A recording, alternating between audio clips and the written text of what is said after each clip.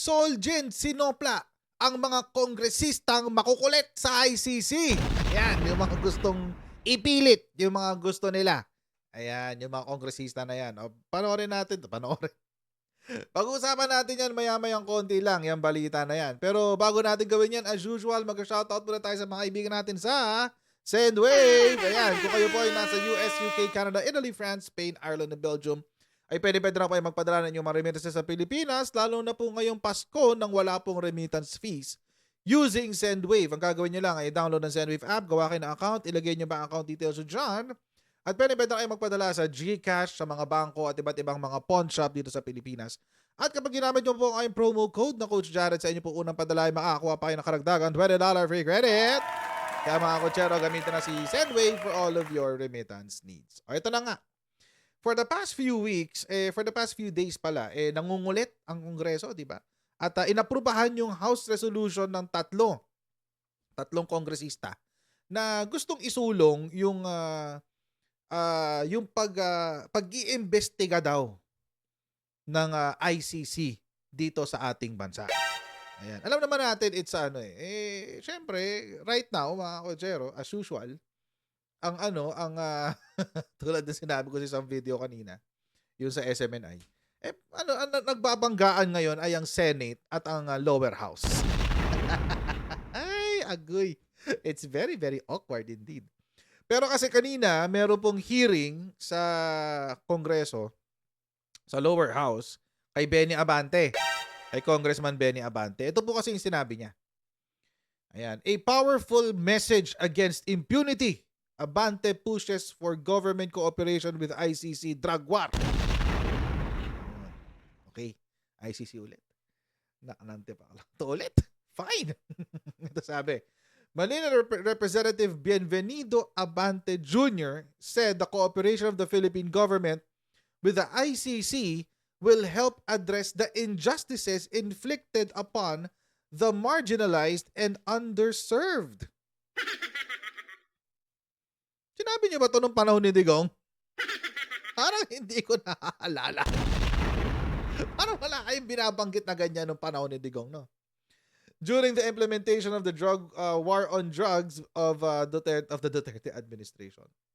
Sabi, by cooperating with the ICC, Abante said, we send a strong message that justice is blind and applies to all regardless of socio-economic status. No, Congressman Benny Abante, no. It doesn't communicate. It doesn't send a strong message that justice is blind and applies to all. No, it doesn't. Alam niyo yung mensahe?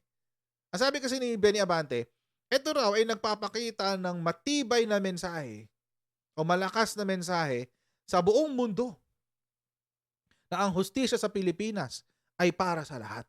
Yan, ang ganda pakinggan, di ba? Ganda-ganda. Ang ganda-gandang pakinggan, no, Congressman Benny Abante. Pero walang laman. It's void of any substance. Walang laman yung sinabi niya.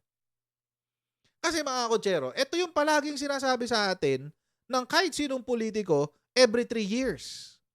Ito yung sinasabi ng mga gustong tumakbo bilang mayor, bilang governor, bilang congressman, bilang senador, bilang vice-presidente, bilang presidente. So this really is void of any substance already. Sa Tagalog, wala nang halaga to. Gas-gas na. Laspag na. Wala nang kwenta. Wala. And another thing, mga kotsero, kung meron mang strong message na mailalabas kapag pumayag ang Pilipinas sa paikipagtulungan sa ICC, ito lang ang mensahe na masasabi natin sa buong mundo na ang Pilipinas ay walang maayos na sistema ng hustisya. Tingin nyo ba yung mga judges natin papayag dyan? Tingin nyo ba? Sasabihin ng Supreme Court, ay oo, hindi namin kaya i-prosecute si Digong. Hindi namin siya kayang kasuhan, hindi namin siya kayang litisin, hindi namin siya kayang etc. etc. Eh, yung mga prosecutors natin, sasabihin nila, ay hindi namin pagbibigyan ang mga kaso na ihahain laban kay Digong. Kaya kailangan ng ICC. Kasi walang kwenta ang mga abogado sa Pilipinas. Walang kwenta ang mga prosecutor sa Pilipinas. Walang kwenta ang mga judges sa Pilipinas. Walang kwenta ang mga justices sa Pilipinas.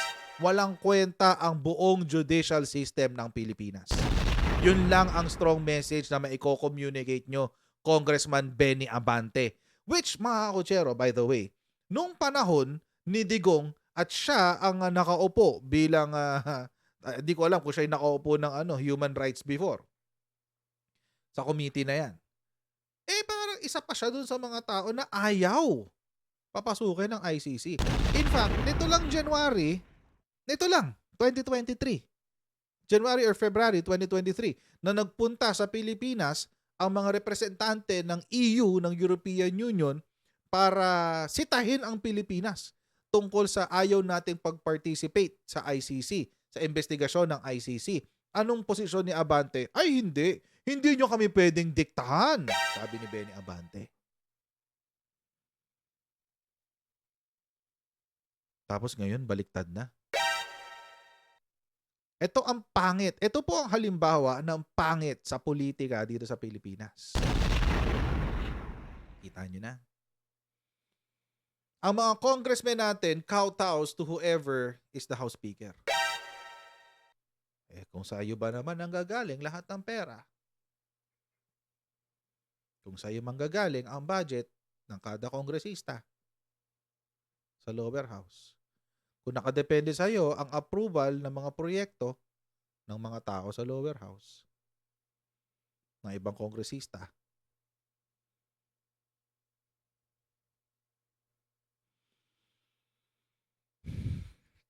ito pa sabi ni Benny Abante.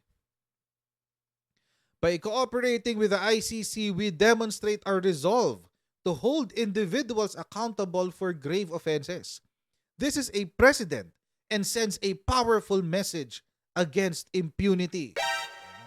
Tumagdag pa si Rodrigo Gutierrez, Ramon Rodrigo. Yan. Yan yung mga nila. Okay, so marami ng mahaba yung article ni dito, Politico. Pero ito yung sinabi ni Benny Abante. Yan, si Benny Abante. Yan. Ngayon, mga kutsero, opinion niya yan, of course. Para sa kanya, a strong message daw ay ang paghayaan natin ang ICC na pumasok sa Pilipinas, di ba? Hayain natin ang mga foreigners na siyang mag-implement ng ating batas. Hayaan natin ang mga banyangga na diktahan tayong mga Pilipino kung paano natin i-implement ang sarili nating batas. Yun ang idea nila. Pero galit sa China. Paglaban ng West Philippine Sea. Incursion daw yung sa China. Ano ba talaga? Gusto nyo si International Criminal Court ay tapak-tapakan ng soberenya natin sa Pilipinas. Most especially, mga kotsero, our Constitution and our laws. Municipal laws. Yun ang gusto nyo, mga kongresista, mga nasa lower house, miyembro ng Kamara de Representante. Yun ang gusto nyo. Mga banyangga, pupunta sa Pilipinas, didiktahan tayo kung paano natin i-implement ang sarili nating batas.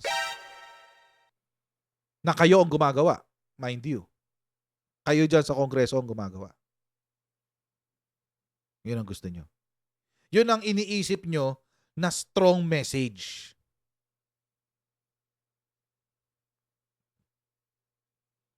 Powerful message pala. Yun ang iniisip nyo na powerful message against impunity. Alam nyo ang powerful message? Just in case hindi alam ni Congressman. Alam nyo po ang powerful message? Ito ang powerful message. Philippine drug war. Philippine police guilty of murdering Kian De Los Santos. Nakatulan ng guilty yung mga pumatay kay Kian De Los Santos noong 2018. That's a powerful message. I prefer this. Mas gusto ko to. Bakit? Korte ng Pilipinas to eh. May jurisdiction to eh, ng Pilipinas. Mas gusto ko to. Ito pa isang powerful message. Ito pa.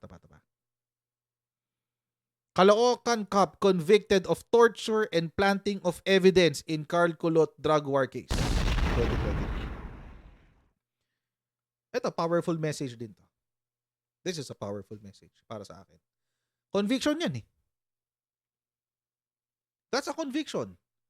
Sinabi ng korte, pinag-aralan ng ebidensya, pinag-aralan ng kaso, pinag-aralan ng ebidensya, binigyan ng pagkakataon na magsalita ang mga akusado, binigyan ng pagkakataon na magsalita ang mga biktima, at nung sinukat at nung tinimbang ang ebidensya, ang sabi ng huwes dito sa Pilipinas ay oo, kayo ay nagkasala ng torture at pagplant ng ebidensya.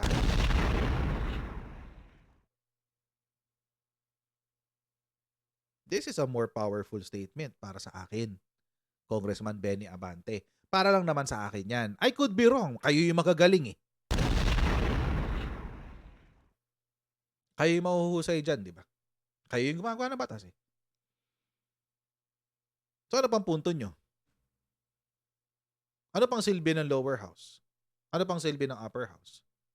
Kung hahayaan din nyo naman pala ang mga foreigners na mag-implement ng sarili nating batas. O di sila na rin gumawa ng batas para sa Pilipinas, di ba? Baba na lang kayong lahat. Ito pa isang powerful statement. Para sa akin lang naman, anong alam ko, hindi naman ako kongresista. Caloocan Cop found guilty of drug war deaths of 2 teens. So murder na. Same policeman. 3 ang conviction. Same policeman. Convicted ng murder, convicted ng torture, convicted ng planting of evidence.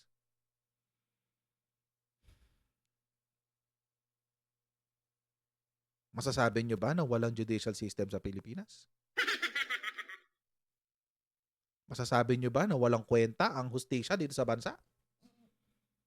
Masasabi nyo ba na ang pag-participate natin sa ICC will send a strong message sa buong mundo na sa Pilipinas ang batas ay na walang pinipili ang batas sa Pilipinas, walang batas para sa mayayaman, walang batas para sa mahihirap.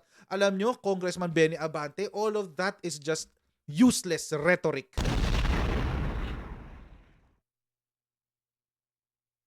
All of that is just useless rhetoric. Dahil alam naman natin yung totoo eh. Alam nyo mga kutsero, I'm not even trying to defend Duterte. I'm not. Pero alam nyo kung ano yung tinatayuan ko? Sabihin ko sa inyo, ang tinatayuan ko po dito sa punto ng ICC, it's not VP Sara, it's not Digong, it's not Senator Bato, it's not Bongo, it's not even PBBM. It is the judicial system of the Philippines.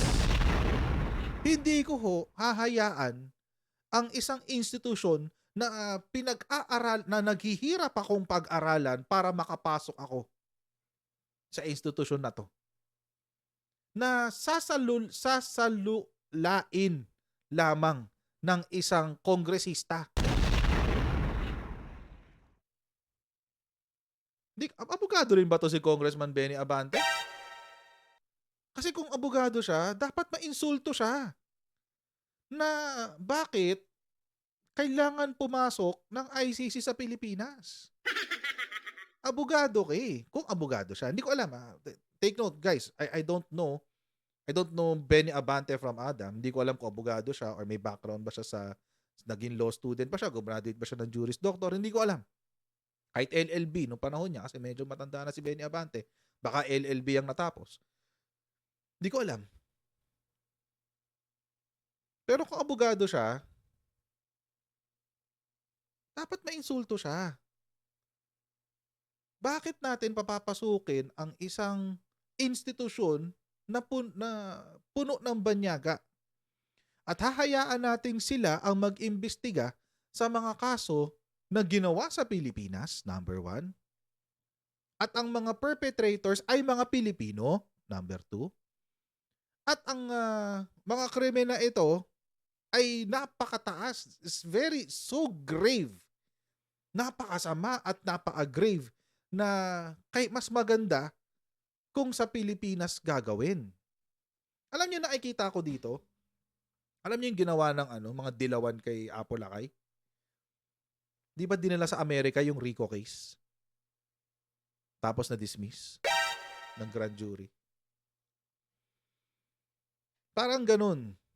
Dinala ng mga dilawan pag nung kinasuhan nila si former President Ferdinand Edralin Marcos at si Madam Imelda ng RICO case. Sa New York dinala yun eh.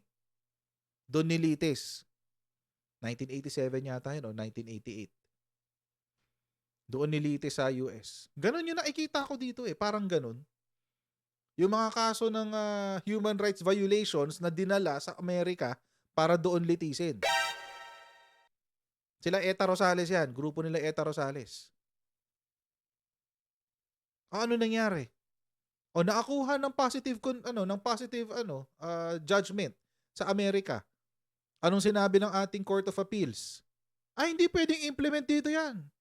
Walang jurisdiction ang korte sa Amerika dito sa Pilipinas. Paano na? Anong silbi? Ano lang ang naging halaga niya? Propaganda. Yun lang ang naging halaga niya, propaganda. Buti na lang nagsalita si Solgen. Sabi ni Solgen, Bongbong Marcos has final say on government cooperation with ICC. Yung sinabi niya kanina. President Ferdinand Marcos Jr. has the final say on whether or not the government will cooperate with the ICC in its probe into the previous administration's drug war. Talagang may bloody, no? Ito si Inquirer, si Krappler, mahilig talaga sila mag-editorialize. Sabihin, ilalagay nila yung sarili nilang bias sa mga sinusulat nila. si SMNI should kung gusto niyang matuto ng propaganda, panoorin niya si Rappler, panoorin si Inquirer, si ABS-CBN, yun, kayahin niya. Anyway.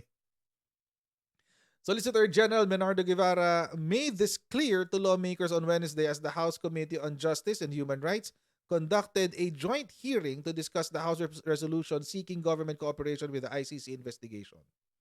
Okay, ito yung sinabi ni... Ang kausap niya ay si District Representative Jonathan Keith Flores. Ayan, anong sinabi niya? Guevara recognized the resolutions as an expression of the House's sentiment. Mga ma'am, sir, alam naman namin na sentiment nyo ito. Sabi kasi ni Flores, my question is, if the House approves the 3 resolutions and the Senate approves its similar resolution, will the government agencies like your office and the DOJ still wait for the decision of the President regardless of the resolutions passed by the House? Alam niyo, mga kotsero, this is a very interesting question galing dito kay Flores. Kung sino man naghalal dito kay Flores, good luck sa district nyo. Kasi mga kotsero, anong gusto niyang gawin? Parang ang dating nitong tanong na to, kailangan pa ba nating intayin ang desisyon ng Pangulo dito? Ganun yung pagkadating ng tanong eh. Diba? Ano sabi niya? Kapag naaprubahan yung resolution sa lower house dito sa kapulungan namin, pag naaprubahan yung resolution sa Senado doon sa kapulungan nila, kailangan pa ba natin intayin ang sasabihin ng presidente tungkol dito? Natural. Ano bang sinabi ng Supreme Court? The President is the principal architect of the Philippines foreign policy. Presidente kayo? Hindi. Stay in your lane, Congress. Stay in your lane. 3 linya yan.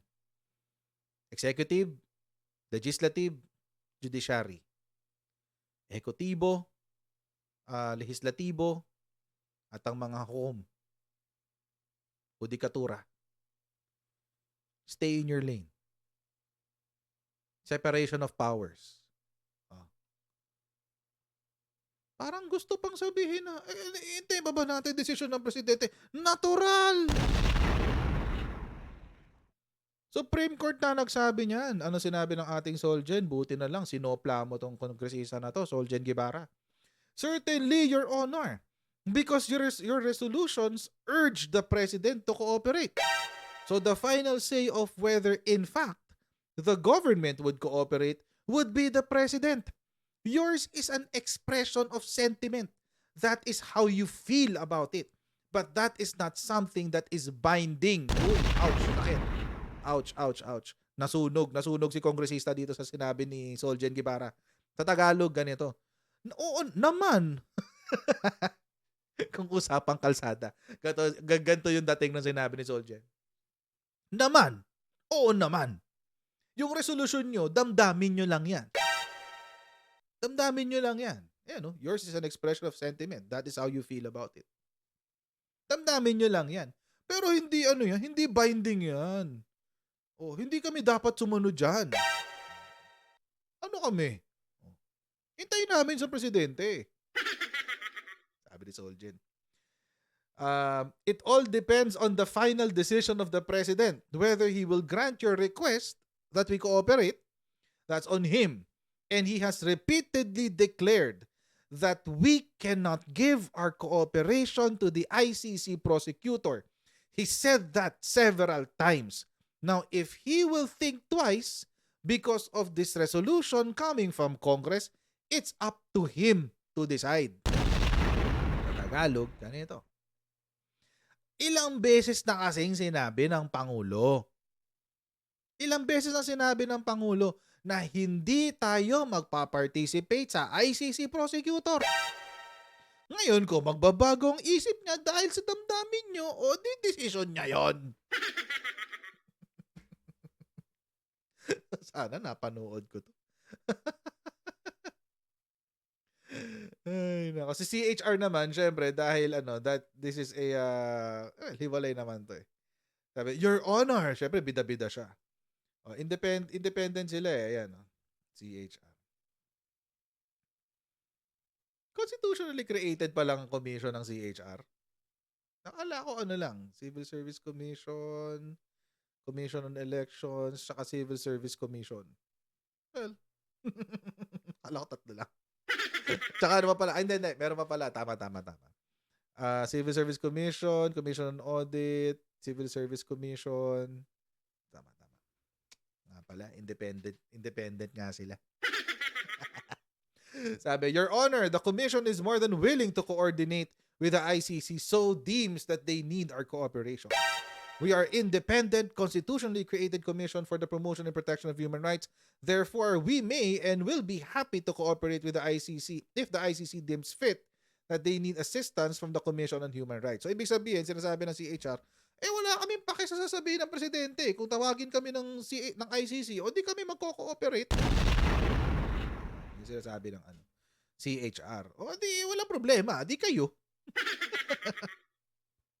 But it doesn't necessarily mean the Marcos administration will have to support your direction.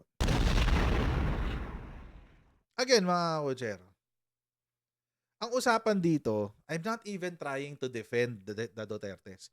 Hindi ko pinagtatanggol dito. That's even the least of my concern. Hindi ko pinagtatanggol dito si VP Sara or si Digong or yung mga kaalyado nila. Hindi ko rin pinagtatanggol dito up to the level of President Bongbong Marcos. Ang gusto ko lang dito ipunto, mga Kuchero, na kapag pinapasok natin ang ICC sa Pilipinas, tinatanggap natin tayo bilang isang bansa. Tinatanggap natin lahat na ang Pilipinas ay walang maayos na judicial system. At parang bilang isang nangangarap na abogado, parang hindi ba bigat yata sa puso kong tanggapin yun. Ako lang naman. Hindi ko alam sa iba. Pero ako personally, parang ang bigat naman yata sa puso na tanggapin yun. Nagkaaksaya lang pala ako ng panahon. 'Di ba? Ang pangit eh. Ang pangit talaga. Parang hindi ko carry. Hindi ko talaga carry, guys. Sorry. It's not even politically motivated. No? It's really more of prinsipyo lang talaga eh. Prinsipyo lang talaga, guys. Yun lang talaga ang nilalaban ko dito. So, stop it. Get some help, Congress. Anyway. So hanggang dito lang po muna tayo sa video na to, mga kutsara. Please don't forget to like, share, and subscribe sa Coach Jared YouTube channel. And pa-follow na rin po tayo sa ating Facebook page para like and updated sa mga ganap sa aking channel. And I'll see all of you in our next Coach Jared Live. Right? Bye everyone. See you next time. Bye!